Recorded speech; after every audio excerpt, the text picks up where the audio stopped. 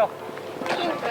A lot of it is just buying from the kids. You know, the reality is we have a lot of kids out here that were in the weight room 130 to 140 times in the off season, and the reality is there's no shortcuts.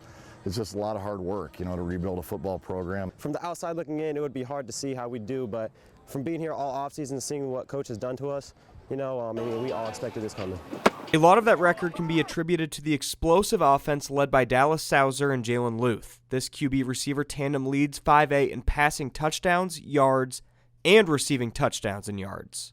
We thought they probably had a chance to be pretty special when the season rolled around, and you know the reality is we haven't found anybody yet who can cover Jalen one-on-one, and Dallas does a really nice job putting the ball in spots where only Jalen can catch it. There's some guys who give me a run for my money, but you know, if you give me the ball, I'm coming down with it. You just know, I mean, you call certain plays for certain guys, so whenever we call a play and you know it's going to Jalen, I know he's going to get open, and that's huge for a quarterback. He'll give it to me even if I'm not looking open. He'll find a way to get it to me. Statistically, it's clear that the connection between Dallas and Jalen is one of the best in the whole state. But the relationship between Dallas and his dad, Brian, impacts the game in a whole different way. It's definitely a unique experience, which, I mean, obviously most kids don't experience. I think he started coaching me third grade when I started playing tackle football, and he's been with me ever since. You know, even when Dallas was a little kid and we lived in Iowa City and I was a coach at Iowa City West, I mean, he is one of those kids like 2 and 3 years old, like we're in the living room, you know, like just throwing balls nonstop as he would, you know, make diving catches into the couch. Go. Football doesn't stop after practice for this family.